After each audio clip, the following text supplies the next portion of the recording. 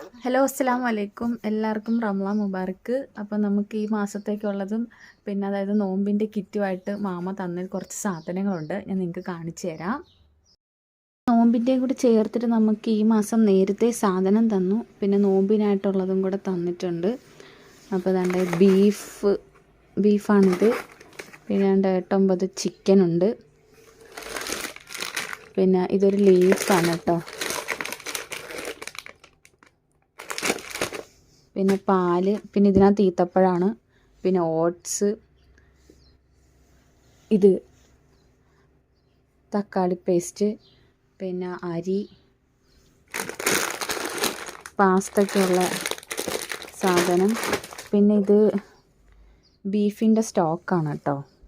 Soup വയ്ക്കുമ്പം കുറേശ്ശെ ഉപയോഗിച്ചാൽ മതി എന്ന് പറഞ്ഞിട്ടുണ്ട്. അപ്പോൾ ഇത്രയും സാധനങ്ങളുണ്ട്. മുട്ടയൊക്കെ തരാനുണ്ട്. ഇപ്പോൾ കുറച്ച് ദിവസം ഒരു 2 ആഴ്ചയ്ക്ക് മുമ്പ് നമുക്ക് സാധനങ്ങൾ തന്നിട്ടേ ഉള്ളൂ കേട്ടോ. ഇതിപ്പോൾ നോമ്പ് തുടങ്ങിയത് കൊണ്ട് നോമ്പിൻ്റെയും എല്ലാം കൂടെ ചേർത്തങ്ങ് തന്നിരിക്കുകയാണ് ഈ മാസത്തേക്ക് ഫുള്ളായിട്ട്. അപ്പോൾ ഇതാണ് നമുക്ക് കിട്ടിയ റംസാൻ കിറ്റും നമ്മുടെ ഈ മാസത്തെ സാധനവും.